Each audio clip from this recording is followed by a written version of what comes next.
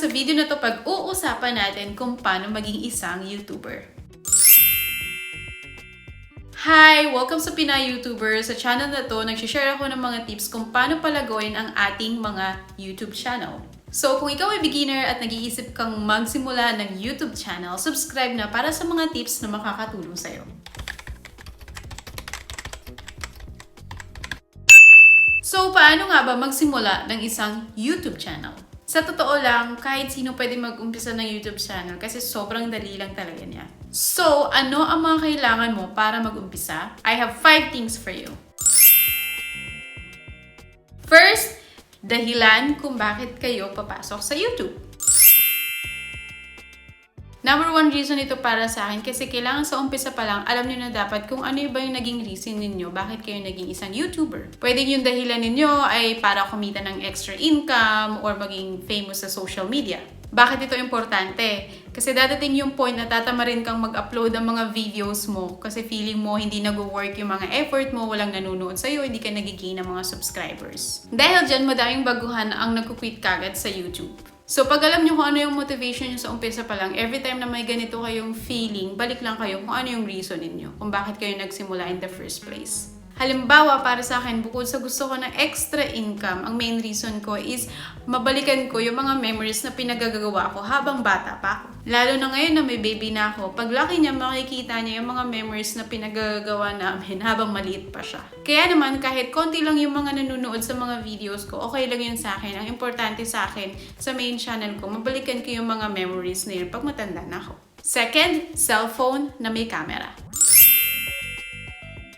Maraming nag-iisip na kailangan mo ng mga professional gears or mga mamahaling camera para maging isang professional YouTuber. While this is partly true, pero kung mag-uumpisa ka pa lang sa YouTube, ang kailangan mo lang talaga ay cellphone na may camera. And to be honest, sa aking dalawang YouTube channel na may 15,000 subscribers and then 14,000 subscribers, hanggang ngayon, cellphone pa rin ang ginagamit ko pang record ng mga videos ko. Sobrang high-tech na kasi ng mga cellphone ngayon. Yung iba, ang gaganda pa ng mga camera kaya hindi mo na kailangan ng mga DSLR o mga high-tech na camera. Tapos, ang dami ding softwares na pwede mong i-download sa mobile phone para ma-edit yung mga videos mo. Halimbawa, dito sa dalawa kong channel, sa cellphone lang ako nagsushoot ng video, sa cellphone na rin ako nag-i-edit ng mga videos ko. Bilang meron akong full-time job, tapos ngayon may baby pa ako, mahirap maghanap ng time para umupo sa harap ng computer at mag-edit ng mga videos. Bilang isang mami, kailangan mo maging flexible. Kaya minsan, pag nagbabantay ako ng baby or may iba akong ginagawa na nakaupo lang naman, nag-i-edit ako ng video or nagsusulat ako ng script sa susunod kong videos. So, huwag nyo isipin na kailangan ng mamahaling gadget para mag-umpisa kasi hindi talaga siya necessary. At isa pa, kung later ma-realize nyo na hindi talaga para sa inyo ang pagiging isang YouTuber, hindi ganun kalaki yung mawawala sa inyo kasi hindi ganun kalaki yung in-invest nyo in the beginning. Third, kapal na mukha. I think ito ay isa sa mga importanteng factor na kailangan mo sa pag-uumpisa ng YouTube channel. Kahit hindi natin aminin, madami sa atin ang nahihiya pag may nakatapat ng camera sa mga mukha natin. Ano pa kaya yung i-upload natin, yung mga videos natin at maraming makakakita ng mga tao. Dati lagi ako nag-worried kapag nag-shoot ako ng video, maayos ba yung hair ko, yung mukha ko, okay ba yung itsura ko, o yung mga sinasabi ko, tama ba? Natatakot din ako sa mga bashers, yung mga negative na people, kung ano yung sasabihin nila about sa akin at sa mga videos na ginagawa ko. Pero habang tumatagal gumagawa ka ng videos, na-realize ko na hindi importante sa akin yung mga negative comments ng people na ang purpose ay i-down ka. Siyempre may mga comments din na negative nga pero ang purpose ay tulungan ka para maging mas maganda yung YouTube channel mo or mag-improve yung content mo. Yung mga gantong comments, okay lang para sa akin. In the end, kailangan mo lang talaga ng kapal mukha para mag-umpisa ng iyong first YouTube video. Huwag mong masyadong isipin kung anong sasabihin ng ibang tao sa'yo. Ang importante, mag-umpisa ka. Kasi kahit tama or mali ang ginagawa mo or maganda o hindi, laging may masasabi ang mga tao sa'yo. 4. Editing skills.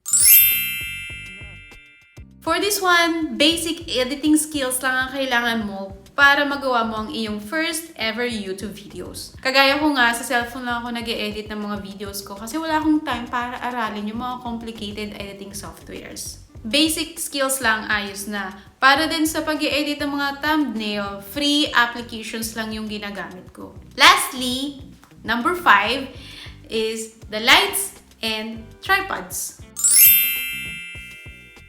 So, ang final na suggestion ko kapag nag-umpisa kayo ng YouTube channel, although this is optional, kung gusto nyo lang naman at meron kayong extra money to buy, is to invest in lights at tripod. Kapag nagsushoot kayo ng videos during the day, siguro hindi nyo na kailangan ng extra light kasi meron namang daylight. Pero kung magsushoot kayo during the night, malaking tulong na meron kayong extra light para sa mga videos nyo na magmukhang professional. Kasi kung yung camera ng cellphone lang yung gamit ninyo, minsan, yung mga camera, medyo noisy siya, hindi siya masyadong malinaw. Para naman sa tripod, malaking tulong siya kung walang ibang tao ang pwedeng tumulong sa inyo para mag-shoot ng videos ninyo.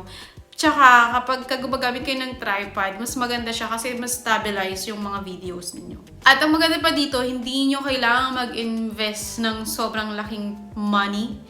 Yung akin, yung lights ko cost about around 2,000 and my tripod cost about 1,000 pesos. Pero I'm sure na makakahanap kayo ng mas mura pa sa ibang sites sa Pilipinas. So, ayan guys, ang 5 things na sa tingin ko kailangan ninyo para mag-start ng inyong first YouTube channel. Laging tatandaan na di pa huli ang lahat, kahit ano pa yan, pwede mo pa rin ma-achieve ang goal mo basta mag-umpisa ka lang. So, good luck friend! Kita-kits sa next video and good luck sa iyong channel. Bye!